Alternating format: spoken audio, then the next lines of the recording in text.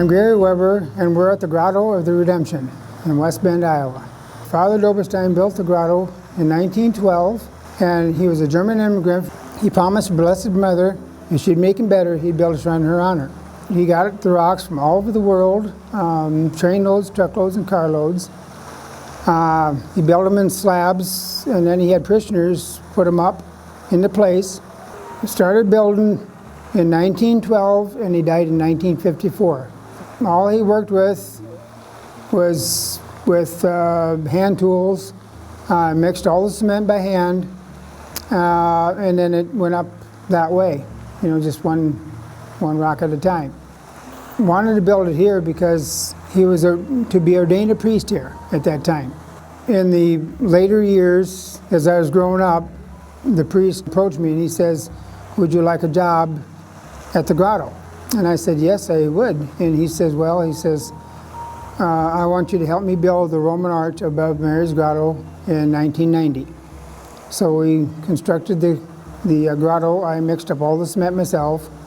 We carried 60-pound slabs of concrete and cement up the steps to the top. At that time, I was young enough that I only had a permit, I didn't have a driver's license, but he told me, he says, "We need to go down to get some rocks to the shed." And I said, "Well, I couldn't because I don't have a driver's license." And he says, "Okay," he said, "I'll come down, we'll go down and pick up the rocks." We went down and got the rocks, come back, finished the grotto up, and been working at the grotto ever since for 32 years. I repaired the grotto. I put the rocks back into place, the rocks that come out. I put them all back. I rebuild the rosettes. I do anything that needs to be repaired on it. The pond was dug out by a scrape digger, and he done it all by horse and that digger out there. And when he went down, he was kind of a avid smoker too, Father Doberstein was. And so at that time, on the other side of the pond was a diving board.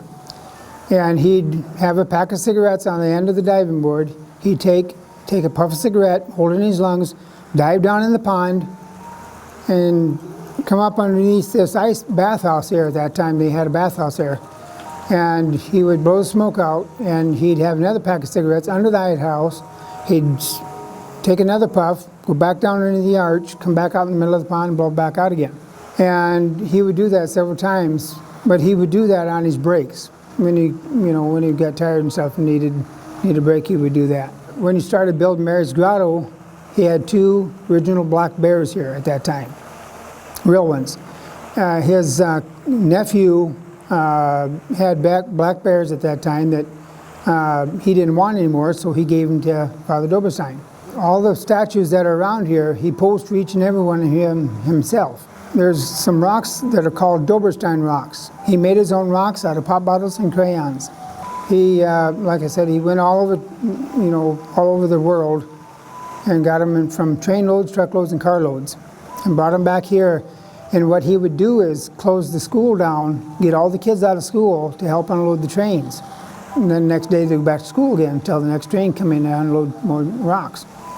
And then what he did was he went all over the world, but he was a German immigrant from Germany that he didn't have a driver's license, so the guys that were helping him on the grotto would take him to like Montana, Wyoming, places like that.